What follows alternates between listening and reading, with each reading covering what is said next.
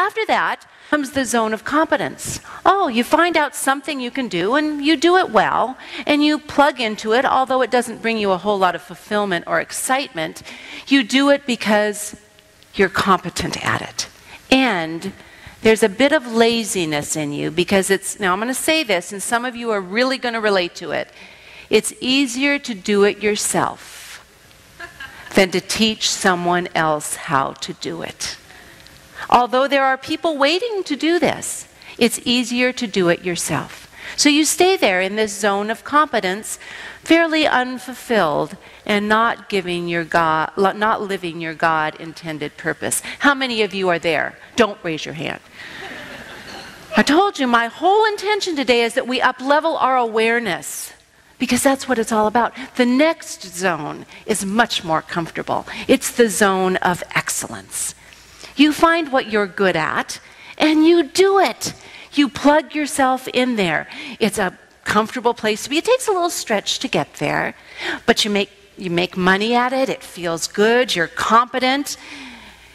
Yet you always feel there's that little tug inside. You know what I mean. That inner prompting, that call, that spiritual tug.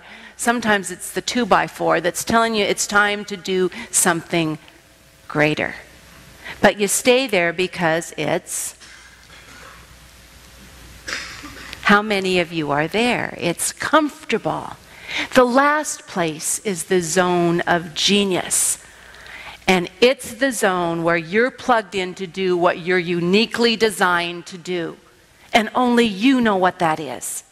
Now I'm going to read a quote by Ernest Holmes that I read it often, and I love it because it tells us exactly what we're supposed to do. It says, "We are born to be happy, to be abundantly supplied with every good thing, to have fun in living, and to consciously unite with the divine power that is around us, within us, and we are here to grow and expand forever."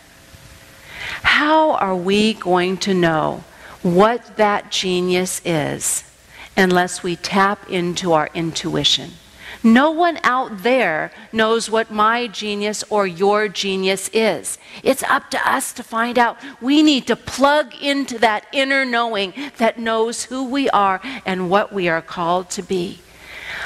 It's interesting, last night when I plugged into the computer, trust yourself, the first quote that came up was, "Trust yourself. You know more than you think you do." Does anyone know where that came from? It's those two lines, "Trust yourself, you know more than you think you do," are the first two lines in Dr. Spock's 1946, The Common Sense Care for Babies and Children. He was a total iconoclast. He just shook up the authoritarianism, parenting skills that were in every other baby book and child rearing book up to that time. He said, you, as parents, know more than the doctors. He said, you, as parents, can have fun parenting. These were really new ideas. He said, you can actually get fed and have your needs met by your children. If your children cry, you can pick them up and cuddle them and they won't get spoiled. In fact, they will become more secure and confident adults. He shook the field up. He found his genius. And when I was reading that, I said, he wasn't afraid of life. So to live in our zone of genius, we have to get over our fears. He was an amazing man. I'm sure he was a religious scientist, without question. I'm reading about his life. Not only he was the oldest of 6 children, so he learned how to care for his younger brothers and sisters. His mom had him very, very actively participating in that. He went to Yale. He was on the rowing team and won the gold medal for rowing in 1924. He went on, though, in medicine to be a pediatrician, but he realized you couldn't learn about children by just studying the body. It wasn't enough. You had to know their minds, their family dynamics. You had to study so much more. So he went for 6 more years to study psychoanalysis. He continued to learn and grow. Do you know his book, the book I told you about, not the care and feeding of children, that's somebody else, but that's husbands. No, that's somebody else too. The Common Sense Raising of Children, Babies and Children, had 7 different versions. He kept updating it. As he learned more, he changed it. The 7th edition that he actually wrote with his second wife talked about single parenting, working mothers, daycare centers. This was in 1976. He wanted to be on the cutting edge. He chose to grow and expand forever. His second wife also taught him about massage, yoga, meditation, the human potential movement. She got him into a pair of jeans for the first time at the age of 75. The 2 of them were also arrested for civil disobedience because he took a stand against the Vietnam War. He was committed to children and young adults. He dedicated his life to that. And he lived in the zone of genius. So why don't we all, since we're programmed to live in this zone of genius, we're programmed here with a specific and unique purpose in this beautiful web of life, why don't we live like that all the time? Something in our wiring gets mixed up. Somewhere along the line, we can look at this, feel this call of what we're meant to be, and it usually comes out when we're children. We usually play that role. Good evidence of what we're supposed to be. Yet somewhere along this journey of life, somewhere we accept the notion that we are fundamentally flawed, that we're not good enough. Somewhere along the line we get mixed up, forgetting we're perfectly made just as we are. We have everything we need. We forget that. And so we set a thermostat on our abundance, our success, and our creativity. Do any of you feel that thermostat? When we get to just this level, just as high as we feel, then we do something to sabotage ourselves.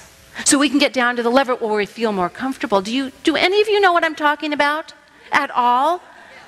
We get to that level and we do something to bring us back down. It's like that little mosquito that's biting us and we keep slapping ourselves till we're back down to our comfort level. It's that inner calling, but we keep hitting it down, afraid that we might fail because we're not good enough. We don't fail, we can miss the mark and then readjust.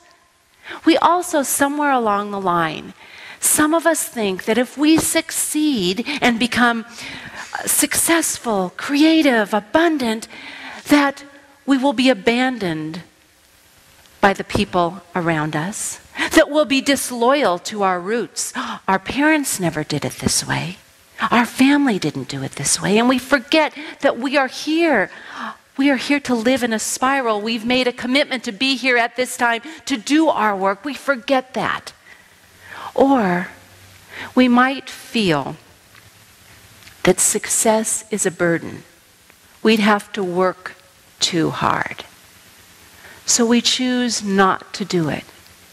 We choose not to be what God intended us to be. So I'm going to give you a little test, because today my sole intention is for each of us to live with an expanded awareness, to know that our conscious mind is much stronger than our subconscious mind. We have the ability to change right now if we're aware.